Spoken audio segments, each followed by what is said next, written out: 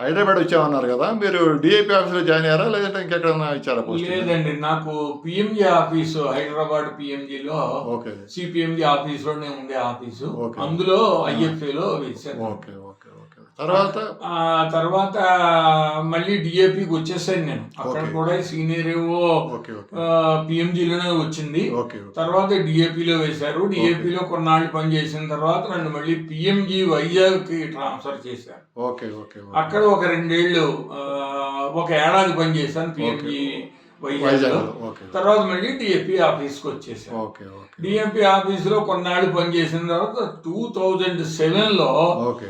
నాకు జూన్లో deputy సిసిఏగా telecom భోపాల్లో వేశారు. భోపాల్. ఓకే భోపాల్. ఓకే. అప్పుడు జూన్లో వెళ్ళి నేను జాయిన్ అయ్యాను.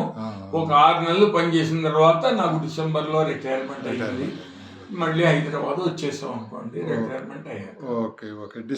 December 2007. Okay okay retirement. Okay okay okay. మీరు బాగా గుర్తుపెట్టుకోదగిన స్నేహితుల గురించి కొంచెం చెప్పండి. గుర్తుపెట్టుకోదగిన స్నేహితులు. నాకు అక్కడ స్నేహితులు అంటే భోపాల్ వెళ్ళడం ఎక్కువ మూలాంచి, భోపాల్లో కేవి భద్రయ్య గారని, ఓకే ఓకే ఎన్ఎస్ఆర్ శర్మ గారని ఓకే ఓకే ఉన్నారు. ఓకే. ఈ ఊళ్ళో బాగా స్నేహితులు అంటే మనకి జయసింహ మొదట్లో అతను నేను కలిసి ఒకేసారి జాయిన్ అయ్యారు కదా. అతను, okay Chandramohan, okay Rambabu P&T audit లో ఉన్నారు ఇప్పుడు వాళ్ళు. ఓకే ఓకే వాళ్ళు ఫ్రెండ్స్. ఓకే తర్వాత పోస్టల్ ఆడిట్ లో అకౌంట్స్ లో ఉన్న వాళ్ళలో ధనంజయుడు గారు ఓకే కొంచెం స్నేహితుడిగా, ఆయన గురువుగా ఉండేవాడు. ఓకే. తర్వాత నేను జాయిన్ అయినప్పుడు దేశికాచారి గారని ఆయన ఎస్ఓగా ఉండేవారు. పేరు విన్నా చాలా. ఆయన గైడెన్స్ లో నేను కొంచెం అవును. అడ్మినిస్ట్రేషన్ అది ఇది అంతా ఓకే, కూడా ఓకే, ఓకే. నేర్చుకోవడం అంటే జరిగింది. మీకు ఇన్స్పిరేషన్ ఆయన చెప్పొచ్చు అంటారు. ఇన్స్పిరేషన్ ఆయన. ఓకే. టిఏ నరసింహన్ గారు ఏవో ఓకే ఓకే ఓకే ఆయన కొంచెం జాగ్రత్తగా అన్ని చెప్తూ ఉండేవారు. సర్ది ఓకే ఇలా కాదు బాబు ఇలాగని చెప్తే ఓకే, నేర్పిస్తూ ఉండేవారు. ఓకే ఓకే అలాగా నేర్చుకున్నాం. Okay okay okay. మీరు మంచి నటులని నాకు తెలుసు. మీ రంగస్థల ప్రవేశం ఎవరి ప్రోద్బలంతో, ఎప్పుడు, ఎక్కడ, ఎలా, ఏ పాత్రతో మొదలైంది చెప్పండి. రంగస్థల ప్రవేశం అంటే అనుకుని చేసింది కాదు. ఆ, హై స్కూల్లో చదువుతున్నప్పుడే ఆ, 56లోనే నేను ఈ మోనో యాక్షన్ కాంపిటీషన్స్ స్కూల్లో పెడితే ఓకే అందులో నారదుడు వేషం వేసి ఓకే. నేను ఫస్ట్ ప్రైజ్ ఓ, తీసుకున్నాను. చాలా సంతోషం. దాంతో కొంచెం నాటకాలు, అప్పుడు ఆసక్తి. ద్రాక్షారంలో చదువుతున్నాము. మ్మ్. ద్రాక్షారంలో ఏమిటంటే ఈ వినాయక చవితి, దసరాలు, ఈ అమ్మవారి ఉత్సవాలు ఇవన్నీ చేస్తుంటే ఓకే, ఓకే. అక్కడ హరికథలు, బుర్ర కథలు, నాటకాలు ఇవన్నీ వేస్తూ ఉంటారు. Okay okay. అంచేత ఆ ఇన్స్పిరేషన్ తోటి మనం కూడా ఓకే. కొంచెం ఉత్సాహం చెంది వెయ్యొచ్చు అనేటువంటి అభిప్రాయంతో అప్పుడు తర్వాత కాకినాడ వచ్చేసాం ద్రాక్షారం నుంచి. Okay okay. కాకినాడ వచ్చిన తర్వాత నాకు టీచర్ ట్రైనింగ్ దాంట్లో ఈ పాకిస్తాన్ అగ్రెషన్ మీద ఒక త్యాగ భూమి అనేటువంటి ఒక నాటకం ఓకే ఓకే రాశారు ఎవరో. ఓకే. అందులో నాకు విలన్ పాత్ర, అసిస్టెంట్ విలన్ పాత్ర ఇచ్చారు. మీరు వెళ్ళానంటే గుర్తొచ్చింది మిమ్మల్ని అభినవ రావుగోపాలరావు అని చెప్పి అప్పుడు ఆ నాటకం చూడడానికి కాకినాడలో ఉన్న మనం రావుగోపాలరావు గారు వచ్చారు.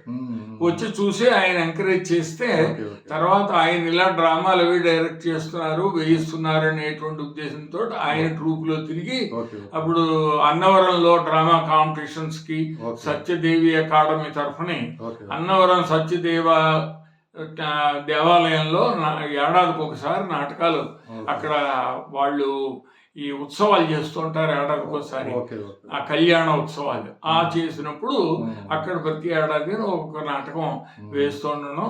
అలా రావు గోపాలరావు గారి డ్రామా ట్రూపులో తిరగడం, 1-2 నాటికల్లో చిన్న చిన్న వేషాలు వేయడంతో అక్కడ మనకి డ్రామా అనేటువంటిది ఎస్టాబ్లిష్ అయింది. రంగస్థల నటుడుగా చిన్న చిన్న వేషాలు, కీర్తిశేషులు, రాజీవం, ఇదేమిటి అలా మొదలగు నాటకాల్లో వేయడం వచ్చింది. తర్వాత హైదరాబాద్ వచ్చేసిన తర్వాత హైదరాబాదులో వచ్చిన 15 రోజులకే నేను ఒక నాటకం వేయాల్సి వచ్చింది. ఓకే ఓకే ఆ కన్నడ అతను జయసింహ అనే అతను కన్నడ అతను. ఓకే ఓకే వాళ్ళు ఏదో నాటకం వేస్తుంటే అందులో ఒక క్యారెక్టర్ కావాల్సి వచ్చి యారు అనే ఇదు అనేటువంటి ఒక కన్నడ నాటకంలో నేను కీస్ హై స్కూల్లో మరి మీరు కన్నడ భాష ఎట్లా వచ్చింది? భాష దానికి ఇంగ్లీష్ పెట్టుకున్నాం. ఓకే కన్నడ 1-2 పదాలు చేర్చేవాళ్ళు. ఒక 2 పదాలే వాడి ఎస్ఐ క్యారెక్టర్ అది. సబ్ ఇన్స్పెక్టర్ కాబట్టి ఇంగ్లీష్ లో మాట్లాడడం అది ఇది దాన్ని మేనేజ్ చేయగలిగారు. అలాగా హైదరాబాద్ లో మొదట అక్కడ, తర్వాత మన ఆఫీసులో పోస్టల్ అకౌంట్స్ లో ఆడిట్ కంబైన్డ్ దాంట్లో కేజీ రాంప్రసాద్ ఆయన నాకు సీనియర్ ఆయన ఉండేవాడు. అప్పటికే ఆయన నాటకాలు అవి ఇవి డైరెక్ట్ చేస్తూ ఉండేవాడు. మన ఆఫీసులో రిక్రియేషన్ క్లబ్ లో అప్పుడు ఒక 5-6 నాటకాలు ఈజీగా నాటికలు నాకు గుర్తున్న మీరు జిఎస్ రవికుమార్, అది చాలా లేట్ గా జిఎస్ రవికుమార్ పిఎంజిలో నేను అక్కడ స్టేజ్ కట్టించినప్పుడు గంగా జలవనం ఒక నాటకం రాసి వేయించాను. అది కాక అంతకు ముందు మన ఆఫీసులో ఎన్ రామారావు, సి సత్యనారాయణ, తర్వాత సాయి ప్రసాద్, ప్రకాష్ బాబు వీళ్ళందరితోనూ కూడా నాటకాలు వేశాం. రిక్రియేషన్ క్లబ్ సెక్రటరీగా, దామోదరం సెక్రటరీగా ఉండేవాడు. అప్పుడు చాలా నాటికలు మీరైతే ఏం చేస్తారు అనే నాటకం ఒకటి వేశాం. తర్వాత అమ్మకానికో అబ్బాయి కొనడానికో కోమలి అని ఒక ఆంగ్లో ఇండియన్ మన ఆఫీసులో ఎల్డీసీగా ఉండేది. తర్వాత ఆమె ఇన్కమ్ ట్యాక్స్ కి వెళ్ళిపోయింది. ఆమెకి తెలుగు భాష నేర్పించి ఒక పాత్ర వేయించాం. అలాగా రంగప్రవేశం. తర్వాత 74లో అప్పటికే నేను హైదరాబాద్ లో అన్ని సమాజాల్లోనూ నాటకాలు వేయడం అది ఇది మూలకంగా సెంట్రల్ గవర్నమెంట్ డ్రామా కాంపిటీషన్స్ అని ఒకటి 74లో ఆర్గనైజ్ చేశారు ఢిల్లీలో. అప్పుడు మన ఆఫీస్ తరఫున కేజీ రాంప్రసాద్ డైరెక్షన్ లో రాగరాగిణి అనేటువంటి ఒక డ్రామాని ఢిల్లీ తీసుకెళ్ళాం. అందులో మన ఆఫీస్ నుంచి గోలీ కొడుకు చిల్లర కాదు కె వెంకటేశ్వర ఆయన కొడుకు ప్రదీప్, నేను, తర్వాత ఏఆర్ లో ఉన్న ఆర్టిస్టులు రాంప్రసాద్ డైరెక్షన్ లో మేము ఢిల్లీ